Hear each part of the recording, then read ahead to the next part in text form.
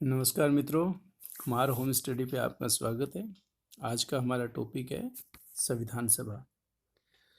आज हम संविधान सभा से संबंधित सभी महत्वपूर्ण बिंदुओं पर चर्चा करेंगे और कोशिश ये रहेगी कि वीडियो अंत तक देखने पर आपको ऐसा लगे कि हाँ, अब परीक्षा में कोई प्रश्न आ जाएगा तो छूटने की संभावना बहुत कम रहेगी। तो मैं आशा करता हूँ कि आप वीडियो अंत तक देखेंगे और सभी महत्वपूर्ण बिंदुओं पे हम दृष्टि डालेंगे, विचार विमर्श करेंगे। देखिए, 1857 की क्रांति से भारत में अंग्रेजों के प्रति लोगों में गुस्सा बढ़ने लगा। धीरे धीरे लोगों में राजनीतिक चेतना जागृत हुई और बाद में 1885 में जब भारतीय राष्ट्रीय कांग्रेस का गठन हुआ तो भारतीयों के मन में ये धारणा दृढ़ हुई कि भारत के राजनीतिक भविष्य का निर्धारण स्वयं भारतीय करें। यानी एक तरह से संविधान स्वयं का देश, स्वयं का संविधान, स्वयं के कानून की बात उठने लग गई।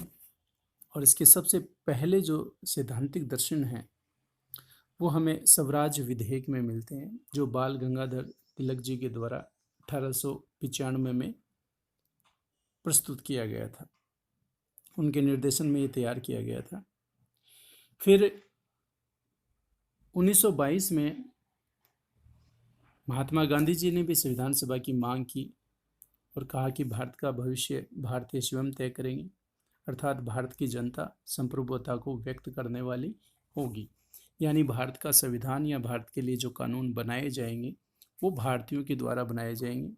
किसी बाहरी शक्ति का या बाहरी लोगों का उसमें कोई हस्तक्षेप नहीं होगा। औपचारिक रूप से अगर हम बात करें तो एम.एन. रॉय ने संविधान सभा की मांग सबसे पहले औपचारिक रूप से एम.एन. रॉय ने की थी। ये भारत में कम्युनिस्ट विचारधारा के व्यक्ति थे। अगर हम भारतीय राष्ट्रीय कांग्रेस की बात करें तो आधिकारिक तौर पर पहली बार 1935 में राष्ट्रीय कांग्रेस ने एक संविधान सभा की मांग की थी। बाद में कांग्रेस का अगले ही वर्ष फैजपुर में अधिवेशन हुआ और फैजपुर अधिवेशन में कांग्रेस ने यह संकल्प पारित किया कि भारतीय केवल ऐसे संवैधानिक ढांचे को मान्यता दे सकते हैं जिसका निर्माण वे स्वयं कर सके, जो भारत को एक राष्ट्र मानकर देश की स्वतंत्रता पर आधारित हो, जिसमें उसकी आवश्यकताओं और आशाओं के अनुरूप विकास की पूर्ण गुंजाइश हो। इस प्रकार कांग्रेस का उद्देश्य एक ऐसा लोकतंत्र स्थापित करना है जिसमें राजनीतिक शक्ति का हस्तांतरण जनता को मिल सके और सरकार उसके प्रभावी नियंत्रण में हो, और ऐसे राज्य की स्थापना संविधान सभा द्वारा ही हो सकती है। तो इस प्रकार फैजपुर अधिवेशन में संकल्प पारित किया गया और संविधान सभा की मांग थी वो कांग्रेस की नीति का एक आधार स्तंभ बन गया। बाद में 1937 में कांग्रेस की जहां जहां जिन जिन प्रांतों में सरकार थी वहां पे संविधान सभा की गठन के मांग के लिए प्रस्ताव भी पारित किए गए। आखिरकार 1940 में जो अगस्त प्रस्ताव ब्रिटिश सरकार द्वारा लाया गया उसमें कांग्रेस की इस मांग को ब्रिटिश सरकार ने सहमति दे दी और कहा कि भारतीयों को अपना संविधान स्वयं बनाने का अधिकार है। तो यहाँ से दो चार प्रश्न इस प्रकार के बन गए कि सर्वप्रथम संविधान सभा की मांग तो 1895 में स्वराज्य विधेयक बाल गंगाधर तिलक के द्वारा, गांधी जी ने मांग की 1922 में, एम.एन. रॉय ने औपचारिक रूप से संविधान सभा की मांग एम.एन. रॉय ने की।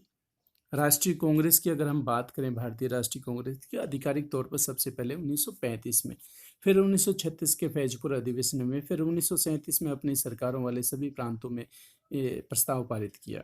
मोतीलाल नेहरू जी के द्वारा एक नेहरू रिपोर्ट तैयार की गई थी, उसमें भी संविधान सभा संबंधी मांग की गई और उसमें सरकार से ये मांग की गई कि भारतीय प्रतिनिधियों का एक गोलमेज सम्मेलन बुलाया जाए। जितने भी चुने हुए भारतीय प्रतिनिधि उनका एक गोलमेज सम्मेलन बुलाया जाए, इसमें एक संविधान की योजना तैयार की जाए और फिर इन विधानमंडल के जो सदस्य हैं वहाँ पर इन सब की चर्चा की जाए और फिर कानूनों का निर्माण किया जाए। मोतीलाल नेहरू जी ने कहा था कि किसी भी राष्ट्र के लिए उस संविधान का कोई महत्व नहीं है जिसके निर्माण में उसके लोगों की कोई भूमिका नहीं हो। यानी स्पष्ट तौर पे हर बार यही मांग की गई कि संविधान सभा का जो निर्माण है वो भारतीयों के द्वारा ही किया जाएगा, किसी बाहरी शक्ति का या बाहरी लोगों का इसमें कोई हस्तक्षेप नहीं होगा। फिर एक मिशन आया, क्रिप्स मिशन 1942 में, जिसे गांधी जी ने वो चेक की संज्ञा दी थी, जिसे बैकडेट का चेक है, जिसे भुनाया नहीं जा सकता, इस प्रकार का कहा गया था उसके बारे में। उसमें जहां अगस्त प्रस्ताव में ब्रिटिश सरकार ने कांग्रेस की मांग को सहमति दे दी, वहीं उसी मांग को, सहमति को यहाँ भी दोहराया गया। पर क्रिप्स मिशन की कुछ शर्तें थी जिनको भारतीयों ने मानने से मना कर दिया। बाद में द्वितीय विश्व युद्ध चल रहा था, तो द्वितीय विश्व युद्ध के दबाव के कारण भारतीयों के बढ़ते हुए आंदोलन और भारतीय में जो जागृति बढ़ रही थी उसके दबाव के कारण भारत छोड़ो आंदोलन इस तरफ शुरू हो गया था। विदेशी दबाव के कारण ब्रिटिश सरकार ने एक कैबिनेट मिशन का गठन किया, जिसमें 3 व्यक्तियों को रखा। स्टैफोर्ड क्रिप्स, जो क्रिप्स मिशन में भी थे, लॉर्ड पैथिक लॉरेंस और एवी अलेक्जेंडर। इनको भारत भेजा तत्कालीन परिस्थितियों का अध्ययन करने के लिए। राजनीतिक जो प्रतिनिधि थे उनसे आपस में विचार विमर्श करके और भारतीयों के लिए एक शासन व्यवस्था बनाने के लिए एक मिशन भेजा। तो उस 1946 के कैबिनेट मिशन योजना के द्वारा संविधान सभा के प्रस्ताव को स्वीकार कर लिया गया और इसे व्यवहारिक रूप प्रदान किया गया। कहने का अर्थ यह है कि 1946 में जो कैबिनेट मिशन आया था उसने अपनी एक योजना प्रस्तुत की, आपस में लोगों से चर्चा करके, प्रतिनिधियों से बातचीत करके, और उसे एक व्यवहारिक रूप दिया। बाद में इसी कैबिनेट मिशन की योजना के आधार पर भारत में संविधान सभा का गठन किया गया। अब हम थोड़ा विस्तार से देख लेते हैं कि कैबिनेट मिशन योजना क्या थी, उसके उद्देश्य क्या थे, कब आया था, और फिर उसके आधार पर हम संविधान सभा के गठन और उसके सदस्यों की चर्चा करेंगे। तो पहले हम कैबिनेट मिशन योजना को अगर देखें तो इसमें 3 व्यक्ति थे, क्रिप्स, पैथिक लॉरेंस और एवी अलेक्जेंडर। आपको इंपॉर्टेंट चीज़ है, याद रखना है। इसका उद्देश्य क्या था? कैबिनेट मिशन का उद्देश्य था कि एक ऐसी व्यवस्था का प्रारंभ कर देना जिसके द्वारा भारतीय अपना संविधान निर्माण कर सके, यानी एक ऐसी व्यवस्था तैयार कर देना जिसके तहत भारतीय हैं वो अपने संविधान को तैयार कर सके, निर्माण कर सके, और भारत में एक अंतरिम सरकार का गठन करना, ये भी इनका एक उद्देश्य था। ये अलग बात है कि उस अंतरिम सरकार में मुस्लिम लीग ने शामिल होने से मना कर दिया। ये विवाद चला। हम संविधान सभा का ही अध्ययन कर रहे हैं, इसलिए हम उन बातों पे यहाँ चर्चा नहीं करेंगे। इनका एक उद्देश्य और था कि भारत में एक संघ का निर्माण किया जाए, और उन्होंने संघ को कुछ दूर संचार है, जैसे रक्षा है, प्रतिरक्षा है, हथियारों से संबंधित जो महत्वपूर्ण मामले आज हम देखते हैं संघ सूची में हैं, वो संघ को दिए गए हैं। ये जो मिशन था ये 24 मार्च 1946 को दिल्ली पहुंचा और 16 मई 1946 को इन्होंने अपनी योजना प्रस्तुत कर दी। योजना क्या थी? कैबिनेट मिशन की संविधान सभा के गठन से संबंधित योजना क्या थी? तो पहला ये था कि ब्रिटिश प्रांतों से प्रति 10 लाख की जनसंख्या पर एक सदस्य प्रांतीय विधानमंडल द्वारा निर्वाचित कर भेजा जाएगा। देखिए, बात तो उस टाइम वयस्क मताधिकार के आधार पर संविधान सभा के प्रतिनिधियों के निर्वाचन की भी चली थी, लेकिन बहुत अधिक जनसंख्या थी, 17 करोड़ के लगभग आबादी चुनाव में भाग लेने वाली, तो इतना बड़ा संभव नहीं था। तो ये जो सदस्य थे ब्रिटिश प्रांतों से, ये अप्रत्यक्ष रूप से निर्वाचित होकर आए थे प्रांतीय विधानमंडलों के द्वारा, प्रति 10 लाख पर एक। देशी रियासतों को भी इसी प्रकार का अधिकार दिया गया कि वो भी प्रति 10 लाख पर अपना एक सदस्य मनोनीत कर सकते हैं। लेकिन वो सदस्य किस प्रकार मनोनीत किया जाएगा, इसकी कैबिनेट मिशन योजना ने एक योजना प्रस्तुत की कि जो प्रांतीय निर्वाचित सदस्य हैं उनकी और देशी रियासतों के द्वारा एक कमेटी गठित की जाएगी, उनके आपसी विचार विमर्श से उस सदस्य को मनोनीत किया जाएगा। और फिर जो ब्रिटिश प्रांत थे उनको जो स्थान आवंटित थे उनमें निवास करने वाली प्रमुख जातियों में उनको 3 भागों में बांट दिया, साधारण, मुस्लिम और सिख। सिख केवल पंजाब के इलाके में विभाजन किया गया क्योंकि बाकी देश के हिस्से में उनकी आबादी नहीं थी। तो पंजाब में साधारण, मुस्लिम और सिख, और बाकी क्षेत्र में साधारण और मुस्लिम, और स्थानों का आवंटन भी कर दिया गया। यानी पूरे देश में ब्रिटिश प्रांतों में 213 जो स्थान थे वो सामान्य लोगों के लिए आरक्षित किए गए, और 79 थे वो मुस्लिमों के लिए, और 4 स्थान सिखों के लिए आरक्षित किए गए। संविधान सभा में प्रांतों के प्रतिनिधि अपने को प्रथम बैठक के बाद 3 संवर्गों में बांट लेंगे।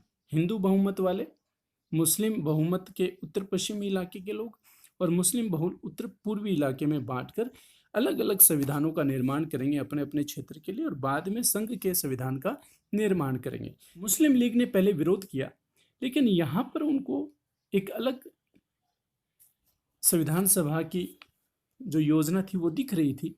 इस आधार पर उन्होंने बाद में इसमें शामिल होना स्वीकार कर लिया था। सभा के गठन और सदस्यों की चर्चा करें तो कुल जो सदस्य थे वो निर्धारित किए गए 389 सदस्य इसमें निर्धारित किए गए टोटल, ब्रिटिश प्रांत, देसी रियासतों से और चीफ कमिश्नरी क्षेत्रों से, क्योंकि उस टाइम जो ब्रिटिश भारत था वो 3 भागों में विभाजित था। एक थे ब्रिटिश प्रांत जो ब्रिटिश सरकार के सीधे नियंत्रण में थे, और चीफ कमिश्नरी क्षेत्र जहाँ पे जो कमिश्नर थे, आयुक्त थे, गवर्नर के प्रति सीधे नियंत्रण में थे और वो वहाँ का प्रशासन चलाते थे। कुछ तीसरा हिस्सा जो था वो था देसी रियासतों के नियंत्रण में, वो देसी रियासतों के अधीन था। तो उन स्थानों को बांटा गया। 292 सदस्य ब्रिटिश प्रांतों को दिए गए, 93 सदस्य देसी रियासतों को दिए गए और 4 जो चीफ कमिश्नरी क्षेत्र थे, दिल्ली है, अजमेर, मेरवाड़ा, कुर्ग और बलूचिस्तान। बलूचिस्तान वर्तमान में जो पाकिस्तान में है वो है, कुर्ग है वो कर्नाटक में था।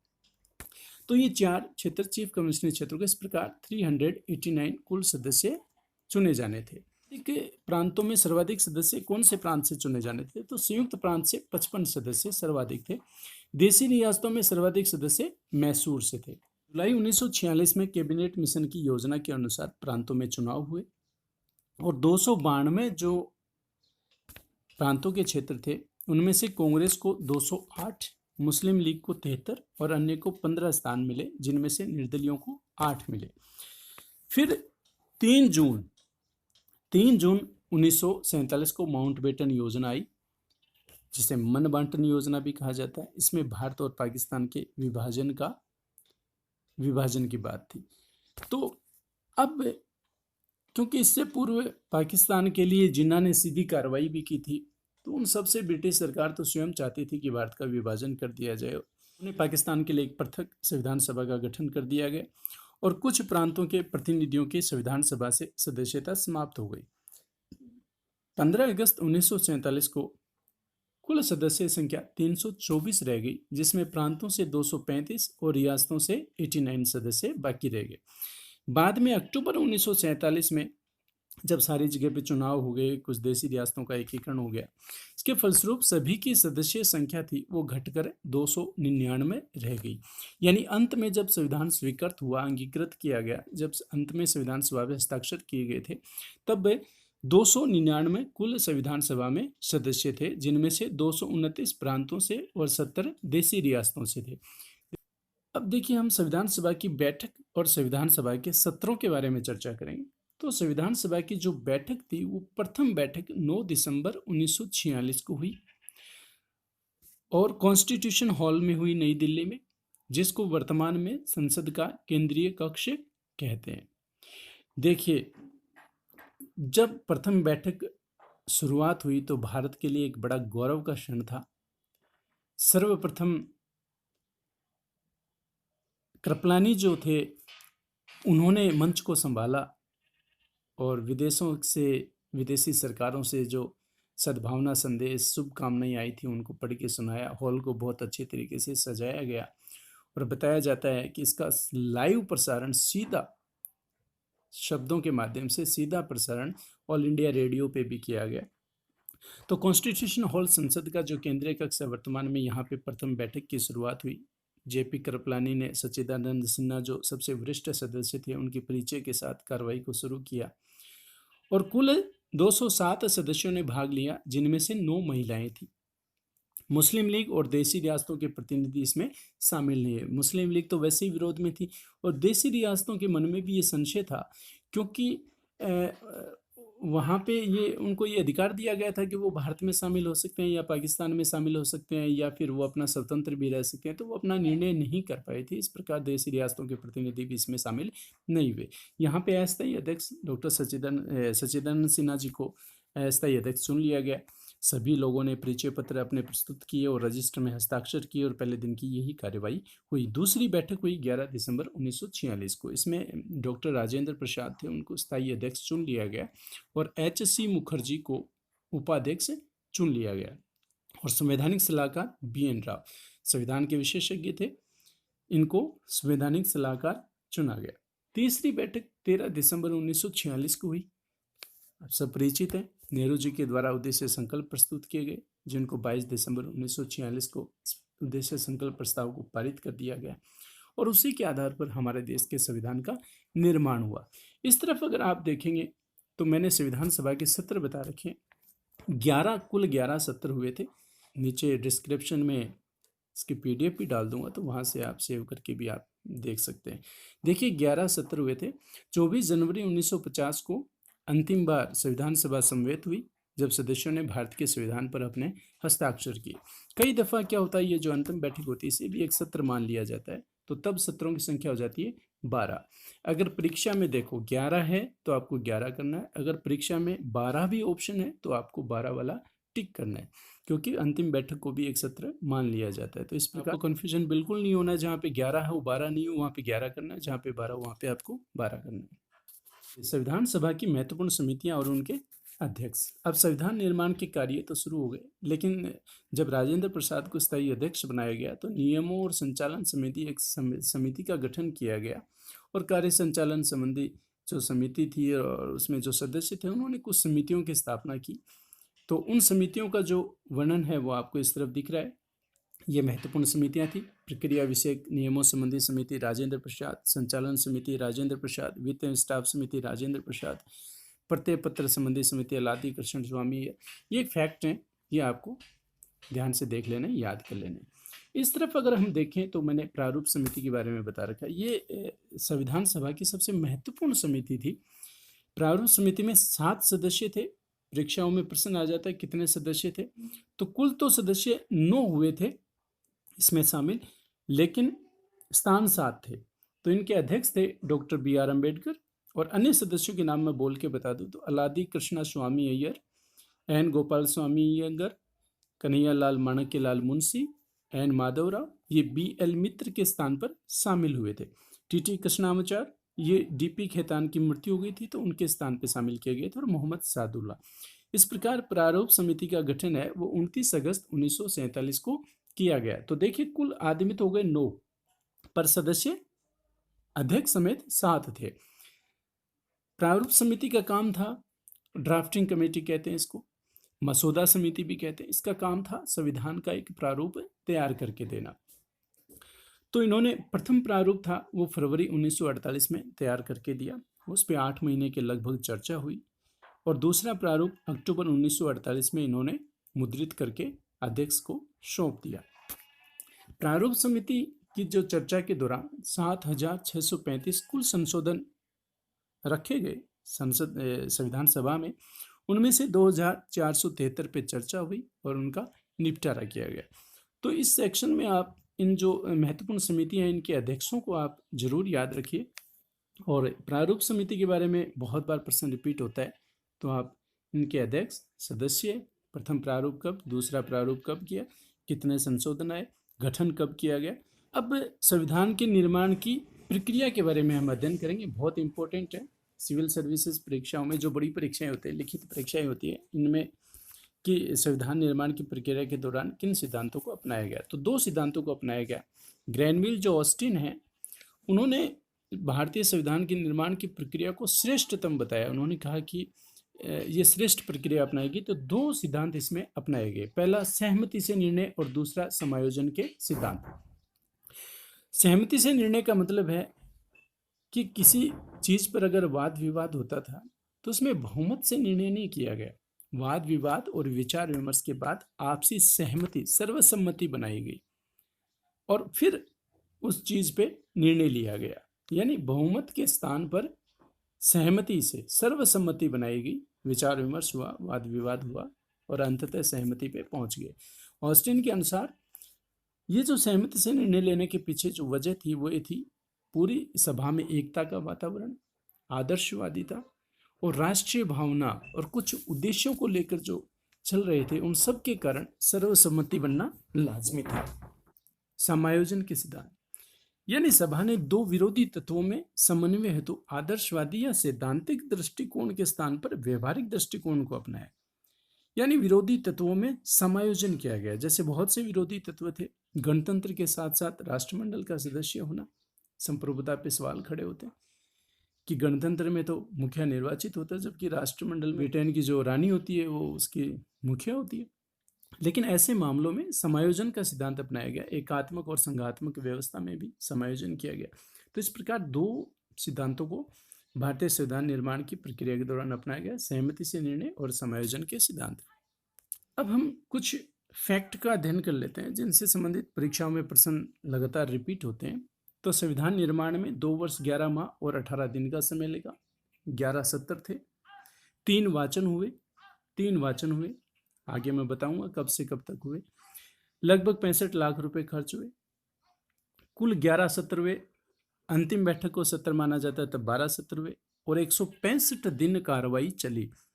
165 दिन कुल कार्रवाई चली, उनमें से 114 दिन प्रारूप पे चर्चा हुई। सभा में कुल 15 महिलाओं ने भाग लिया, यानी कुल 15 महिलाएं सदस्य थी। संविधान सभा भारत की संसद के रूप में भी काम करती रही। देखिए, अंतरिम सरकार का गठन हो चुका था, जवाहरलाल नेहरू उसके अध्यक्ष थे। सरकार के मुखिया थे, प्रधानमंत्री के रूप में काम कर रहे थे। तो हमारी जो उस टाइम संविधान सभा थी वो 2 प्रकार के काम कर रही थी। एक संसद यानी लोकसभा का कार्य कर रही थी और एक संविधान सभा का कार्य कर रही थी। बहुत इंपॉर्टेंट फैक्ट है, आप याद रखना इसको। जब संविधान सभा लोकसभा के रूप में काम करती थी तो इसके अध्यक्ष जीवी मावलंकर होते थे और शासन संबंधी कार्यों को निपटाया जाता था। और जब ये संविधान सभा के रूप में काम करती थी यानी संविधान निर्माण का कार्य करती थी, तब ये संविधान सभा के रूप में परिवर्तित हो जाती थी और तब अध्यक्ष होते थे डॉक्टर राजेंद्र प्रसाद। यानी जब संविधान सभा का कार्य शुरू होता था तो आसन पे बैठते थे डॉक्टर राजेंद्र प्रसाद, और जब लोकसभा के रूप में कार्रवाई होती थी तो जीवी मावलंकर थे, वो प्रथम अध्यक्ष थे। वो अध्यक्ष आसन पे सीट पे होते थे। संविधान पर 284 सदस्यों ने हस्ताक्षर किए। जब संविधान सभा 24 जनवरी 1950 को अंतिम बैठक हुई, संविधान पे हस्ताक्षर किए गए तो 299 सदस्यों में से 284 सदस्यों ने हस्ताक्षर किए। अब कुछ और फैक्ट बता देता हूँ। जयप्रकाश नारायण और तेज बहादुर सप्रू ने सदस्यता अस्वीकार कर दी थी। परीक्षा में प्रश्न आ जाए, निम्न में से किस व्यक्ति ने संविधान सभा का सदस्य बनने से इनकार कर दिया था? तो जयप्रकाश नारायण और तेज बहादुर सप्रू। और कुछ इस प्रकार के प्रश्न फैक्ट भी आपको बता दूं, जैसे डॉक्टर अंबेडकर थे, वो गैर कांग्रेसी सदस्य थे, कांग्रेस की तरफ से संविधान सभा में शामिल नहीं हुए थे। अंबेडकर जो थे वो पश्चिम बंगाल से चुने गए थे। बाद में पश्चिम बंगाल का जो कुछ वो हिस्सा जहाँ से वो चुने गए थे वो पाकिस्तान में चला गया था विभाजन के बाद, तो वो मुंबई से प्रतिनिधित्व बाद में उन्होंने किया। तो जब आज़ादी के समय जब संविधान पर अंतिम हस्ताक्षर हुए उस समय अंबेडकर जी थे वो मुंबई से सदस्य थे। प्रारूप समिति के अध्यक्ष डॉक्टर अंबेडकर की महत्वपूर्ण भूमिका होने के कारण उन्हें भारतीय संविधान का पिता भी कहा जाता है, क्योंकि उनका बहुत महत्वपूर्ण रोल था। आप सबको पता है डॉक्टर अंबेडकर जी बड़े बुद्धिमान व्यक्ति थे। उन्होंने संविधान के प्रारूप और संविधान के बनाने में बहुत महत्वपूर्ण भूमिका निभाई थी, तो उन्हें भारतीय संविधान का पिता कहा जाता है। अब देखिए, जो संविधान लास्ट में बनके तैयार हुआ उसे बहुत अच्छी हैंडराइटिंग में लिखने की आवश्यकता हुई। तो प्रेम बिहारी नारायण रायजादा जो थे उन्होंने इटैलिक स्टाइल एक फॉन्ट की स्टाइल होती है, कैलीग्राफ किया था इसे, यानी हैंडराइटिंग में लिखा था। और नंदलाल बोस ने इस पर चित्रकारी की थी। जो जो संविधान देखते हैं उसके हर पन्ने पर कुछ चित्रकारी है, वो चित्रकारी नंदलाल बोस ने और उसके जो शिष्य थे उन्होंने मिलके की थी। बहुत ही अच्छी चित्रकारी है और जो बाहर जितने भी चित्रकारी है उनमें हमारे पूरे राष्ट्रीय आंदोलन को उकेर के रखा हुआ है। अब हम इसके थोड़े वाचन पे निगाह डाल लें तो 3 वाचन हुए थे। प्रारूप समिति ने 26 अक्टूबर 1948 को संविधान का प्रारूप तैयार करके अध्यक्ष को सौंप दिया, मुद्रित करवा के, और अंतिम जो प्रारूप था उन्होंने उस पर उनको सौंप दिया और इस पर वाचन प्रारंभ हुए। वाद विवाद विचार विमर्श शुरू हुआ, इन्हीं को वाचन कहते हैं। प्रथम वाचन 4 नवंबर 1948 को शुरू हुआ और 9 नवंबर 1948 तक चला। दूसरा वाचन 15 नवंबर 1948 से 17 अक्टूबर 1949 तक चला। तीसरा वाचन 17 नवंबर 1949 से 26 नवंबर 1949 तक चला और इसी दिन संविधान सभा ने इसे अंगीकृत, आत्मार्पित और अधिनियमित किया। फिर 24 जनवरी 1950 को सभा को जो अंतिम बैठक थी उस दिन संविधान सभा को विघटित कर दिया गया और अब ये केवल अंतरिम संसद के रूप में काम करने लगी, जिसकी चर्चा हम पहले कर चुके हैं। यानी डॉक्टर राजेंद्र प्रसाद अब अध्यक्ष नहीं रहे, जीवी मावलंकर लोकसभा के अध्यक्ष हुए। अब हम बात करें संविधान सभा की आलोचना के आधार पर। तो पहला जो संविधान सभा की आलोचना की जाती है उसका आधार है संविधान सभा अनिर्वाचित संस्था थी, यानी संविधान सभा का निर्वाचन जनता द्वारा वयस्क मताधिकार के आधार पर नहीं किया गया था। संविधान सभा के सदस्यों का निर्वाचन प्रांतीय विधानसभा द्वारा किया गया था। देशी रियासतों के प्रतिनिधियों का निर्वाचन जनता द्वारा नहीं किया गया था।